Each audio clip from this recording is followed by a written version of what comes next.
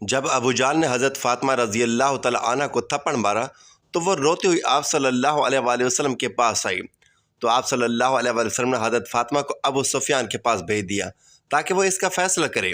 حضرت فاطمہ نے ابو سفیان کو سارا واقعہ سنایا تو ابو سفیان نے حضرت فاطمہ کا ہاتھ پکڑا اور سیدھا ابو جال کے گھر پہنچ گئے اور فاطمہ کو کہا کہ فاطمہ، جس طرح ابو جال نے تمہارے منہ پر تھپڑ مارا، اسی طرح تم بھی ابو جال کو زور سے اس کے منہ پر تھپڑ مارو۔ بسم اللہ الرحمن الرحیم۔ السلام علیکم ورحمۃ اللہ وبرکاتہ۔ صحیح بخاری میں روایت ہے کہ نبی کریم صلی اللہ علیہ وآلہ وسلم نے فرمایا کہ فاطمہ خواتین امت کی سردار ہیں۔ فاطمہ میرے جگر کا ٹکڑا ہے، جس نے اسے تنگ کیا اس نے مجھے تنگ کیا، اور جس نے مجھے تنگ کیا اس نے اللہ کو تنگ کیا، اور جس نے اللہ کو تنگ کیا قریب ہے کہ اللہ تعالیٰ اس کا مواخذہ کرے۔ آقائے دو جہاں صلی اللہ علیہ وآلہ وسلم نے حضرت علی المرتضیٰ اور سیدہ فاطمہ رضی اللہ تعالیٰ عنہ کے درمیان گھر کے کاموں کی تقسیم اس طرح فرمائی کہ فاطمہ رضی اللہ تعالیٰ عنہ گھر کے اندر کا کام سر انجام دیں گی، اور علی المرتضیٰ رضی اللہ تعالیٰ عنہ گھر کے باہر کے فرائض سر انجام دیں گے۔ سرکار دو عالم صلی اللہ علیہ وآلہ وسلم غزوہ احد میں لڑتے ہوئے زخمی ہوئے تو حضور صلی اللہ علیہ وآلہ وسلم کے زخموں کی مرہم پٹی کا بے مثال کارنامہ سر انجام دینے والی شخصیت سیدہ فاطمہ الزہرا رضی اللہ تعالیٰ عنہ ہی تھی۔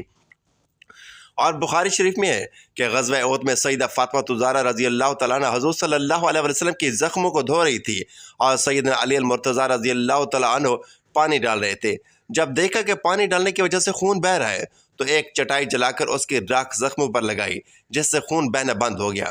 حضور صلی اللہ علیہ وسلم حضرت فاطمہ رضی اللہ تعالیٰ عنہ سے بہت محبت کرتے تھے۔ جب حضرت فاطمہ رضی اللہ تعالیٰ عنہ ملنے کی غرض سے تشریف لاتی تو حضور صلی اللہ علیہ وسلم ان کے استقبال کے لیے کھڑے ہو جایا کرتے تھے اور اپنے ساتھ بٹھا لیتے۔ جب حضور صلی اللہ علیہ وسلم ان کے ہاتھ تشریف لے جاتے تو سیدہ فاطمہ رضی اللہ تعالیٰ عنہ احترام میں کھڑی ہو جاتی۔ آپ صلی اللہ علیہ وسلم کے دست مبارک کو بوسہ دیتی اور اپنی نشست پر بٹھا لیتی۔ سیدہ فاطمہ رضی اللہ تعالیٰ عنہ کی عمر 29 سال تھی جب حضور صلی اللہ علیہ وسلم نے رحلت فرمائی۔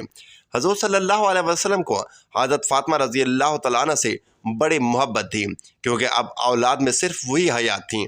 حضور صلی اللہ علیہ وسلم نے وصال سے ایک دن قبل حضرت فاطمہ رضی اللہ تعالیٰ عنہ کو بلایا، اور جب حضرت فاطمہ تشریف لائیں تو آپ صلی اللہ علیہ وسلم نے ان کے کان میں چند باتیں کیں، جس پر سیدہ فاطمہ رضی اللہ تعالیٰ عنہ آبدیدہ ہو گئیں۔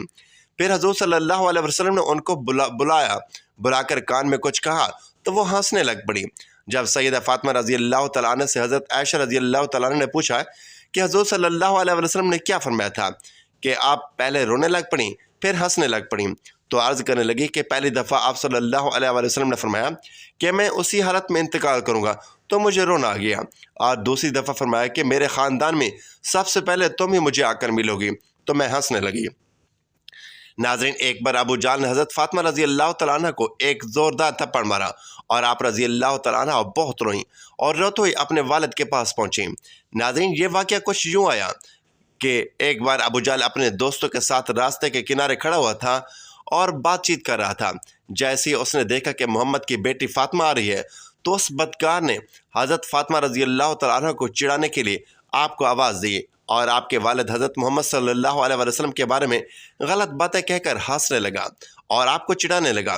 حضرت فاطمہ رضی اللہ تعالیٰ عنہ کی عمر اس وقت 6 سال کی تھی اور آپ چھوٹی سی بچی تھیں۔ اپنے والد کے بارے میں ایسے الفاظ سننا آپ برداشت نہ کر سکیں اور آپ کے قدم رک گئے۔ آپ نے بنا کوئی دیکھے غصے میں ابو جال سے کہا، اے ابو جال، شرم کر، تو جھوٹا ہے، اللہ نے میرے باپ کو سچا بنایا ہے۔ ابو جال جو کہ بہت ہٹا کٹا آدمی تھا، اور ایک چھوٹی سی بچی نے اس کی آنکھوں میں آنکھیں ڈال کر آج اسے اتنا سنا دیا تھا کہ اس کے دوستوں میں اس کا مذاق بننے لگا اور اس کی ناک کٹ گئی۔ ابو جال کو اپنی بے عزتی محسوس ہوئی تو اس ظالم نے آگے بڑھ کر چھوٹی سی بچی سیدہ فاطمہ رضی اللہ تعالیٰ عنہ کی گال پر ایک زوردار تھپڑ مارا۔ اس ظالم کے اس قدر تھپڑ مارنے سے آپ رونے لگی اور روتے ہوئے اپنے بابا کے پاس گھر گئیں۔ حضرت فاطمہ کے گھر پہنچتی جیسے ہی آپ کی نظر اپنے والد حضرت محمد صلی اللہ علیہ وسلم پر پڑیں تو آپ روتی ہوئی دوڑتی ہوئی حضور صلی اللہ علیہ وسلم کے پاس گئیں۔ حضرت فاطمہ کو روتا دیکھ کر حضور صلی اللہ علیہ وسلم بے چین ہو گئے اور حضور صلی اللہ علیہ وسلم کی آنکھوں میں آنسو آ گئے۔ آپ کو سینے سے لگا کر آپ کے آنسو پوچھے، آپ سے کہنے لگے، بیٹی کیا بات ہے، آپ اتنا کیوں رو رہی ہیں؟ اے میری پیاری بیٹی، پوری زندگی صبر کے ساتھ گزار دی، کئی کے دن فاقے کیے لیکن کبھی آنکھوں میں آنسو نہ آئے۔ لیکن بیٹی بتا تو صحیح، آج تیرے رونے کی وجہ کیا ہے؟ حضرت فاطمہ رضی اللہ تعالیٰ عنہ حضور صلی اللہ علیہ وسلم کو سارا واقعہ بتایا کہ ابا جان، ابو جہل آپ کو گالی دے رہا تھا، میں نے اس کو روکا تو اس نے میری گال پر زوردار تھپڑ مارا۔ ناظرین، آپ کو بتا دیں کہ یہ تاریخ میں پہلے کبھی نہیں ہوا تھا جس طرح کا واقعہ آج ہوا تھا، یعنی کہ ہمارے نبی صلی اللہ علیہ وسلم کے راستوں میں لوگوں نے کانٹے بچھا دیے تھے، لیکن حضور صلی اللہ علیہ وسلم ان لوگوں پر کبھی غصہ نہ ہوئے۔ حضور صلی اللہ علیہ وسلم کے اوپر اونٹ کی اوجھڑی ڈال دی گئی، لیکن حضور صلی اللہ علیہ وسلم کو کبھی غصہ نہیں آیا۔ حضور صلی اللہ علیہ وسلم کو پتھر بھی مارے گئے، لیکن حضور صلی اللہ علیہ وسلم کو غصہ نہیں آیا۔ حضور صلی اللہ علیہ وسلم کا پانی بند کیا گیا، لیکن آپ کو اس وقت بھی غصہ نہیں آیا۔ حضور صلی اللہ علیہ وسلم کو اتنا پریشان کیا گیا کہ آپ کو مکہ چھوڑنے پر مجبور کیا گیا، لیکن پھر بھی آپ کو ان لوگوں پر غصہ نہیں آیا۔ آپ نے کبھی ان لوگوں کا برا بھلا نہیں کہا، کبھی ان لوگوں کے لیے بد دعا نہیں کی، لیکن آج اپنی پیاری بیٹے کو، اپنے جگر کے ٹکڑے کو اس قدر روتا ہوا دیکھ کر حضور صلی اللہ علیہ وسلم کو اتنا غصہ آیا، اتنا جلال آیا کہ آپ نے اپنی بیٹی سے کہا کہ فاطمہ، جاؤ ابو سفیان کے گھر جاؤ اور ان سے کہنا کہ تمہیں ابو جہل نے مارا ہے۔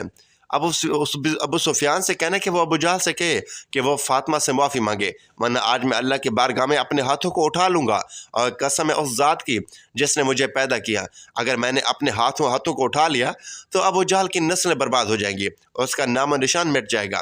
جاؤ بیٹی، ابو سفیان سے صرف اتنا کہہ دو۔ سیدہ فاطمہ زہرا رضی اللہ تعالیٰ عنہ روتی ابو سفیان کے گھر پہنچی۔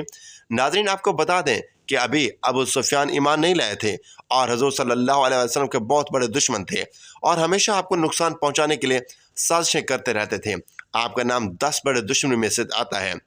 جیسے ہی چھوٹی سی بچی حضرت فاطمہ رضی اللہ تعالیٰ عنہ ابو سفیان کے گھر روتی پہنچی تو اس بچی کو دیکھ کر ابو سفیان کو بہت بے چینی ہوتی ہے، اور ابو سفیان بھاگتے ہوئے بچی کے پاس پہنچتے ہیں اور اس کو اپنی گود میں لے لیتے ہیں، اور حضرت فاطمہ رضی اللہ تعالیٰ عنہ کے ماتھے کو چومتے ہوئے پوچھنے لگے کہ بیٹی کیا ہوا ہے، کیوں اس قدر رو رہی ہو؟ 6 سال کی سیدہ فاطمہ زہرا رضی اللہ تعالیٰ عنہ نے روتے ہوئے ساری بات بتائی کہ ابو جہل نے ان کی گال پر تھپڑ مارا ہے۔ حضرت فاطمہ زہرا کی بات سنتے ہی ابو سفیان کو اس قدر غصہ آیا کہ وہ حضرت فاطمہ کا ہاتھ پکڑ کر ابو جہل کے گھر کی طرف چل پڑے، اور جیسے ہی اس کے گھر پر پہنچے تو بہت تیزی سے غصے کے ساتھ دروازہ کھٹکھٹایا۔ اندر سے ابو جہل نے جیسے ہی دروازہ کھولا تو دیکھا کہ ابو سفیان کی آنکھیں غصے سے لال ہیں، اور ان کے ساتھ کھڑی نبی کی بیٹی فاطمہ رو رہی ہیں۔ ابو جہل کے ابو سفیان کو دیکھ کر ہوش اڑ گئے، اور وہ اس سے پہلے کچھ بول پاتا کہ ابو سفیان نے ابو جہل سے کہا کہ ابو جہل، تجھے شرم نہیں آئی اس ننھی سی بچی پر ہاتھ اٹھاتے ہوئے؟ اتنے معصوم بچوں پر ہاتھ اٹھانا اور مارنا یہ کوئی تیری مردانگی نہیں ہے؟ ذرا دیکھ تو صحیح کس قدر رو رہی ہے، ارے ذرا اپنے آپ کو دیکھ اور اس ننھی سی بچے کی طرف دیکھ۔ بچوں پر ہاتھ اٹھانا کمزور مردوں کی نشانی ہے، اور اس بچے پر ہاتھ اٹھا کر تم نے اپنے آپ کو کمزور ثابت کیا ہے۔ ابو سفیان بہت غصے میں تھے، اور ان کا یہ غصہ دیکھ کر ابو جہل بری طرح کانپ رہا تھا اور سر جھکا کر کھڑا تھا۔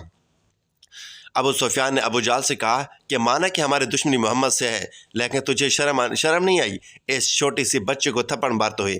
کیا تجھے نہیں پتا کہ دشمن کی بیٹی کو بھی ہم اپنی بیٹی کی نظر سے دیکھتے ہیں؟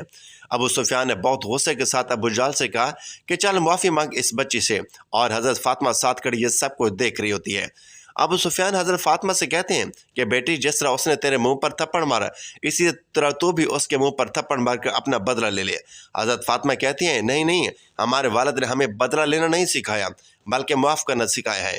یہ سن کر ابو سفیان کو اور تیز غصہ آ جاتا ہے، اور ابو جہل کو غصے سے کہتے ہیں ذرا دیکھ اس بچے کی طرف سیکھ، کچھ اس بچی سے سیکھ، یہ چاہتی تو تجھے جی بھر کر تجھے مار سکتی تھی، کیونکہ اسے پتہ ہے کہ ابھی تو کچھ نہیں کر سکے گا، لیکن پھر بھی ذرا اس کی تربیت کو دیکھ، اے ظالم، تیرے تھپڑ کھانے کے بعد بھی یہ تجھے معاف کر رہی ہے۔ اور پھر ابو سفیان غصے میں حضرت فاطمہ کا ہاتھ اپنے ہاتھ میں پکڑ کر 2-4 تھپڑ ابو جہل کے منہ پر لگوا دیتے ہیں، کیونکہ فاطمہ بچی ہی تو تھی۔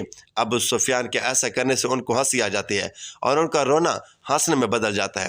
اس کو دیکھ کر ابو سفیان بھی ہنسنے لگے، اور پھر حضرت فاطمہ کو ان کے گھر کی طرف چھوڑ دیتے ہیں۔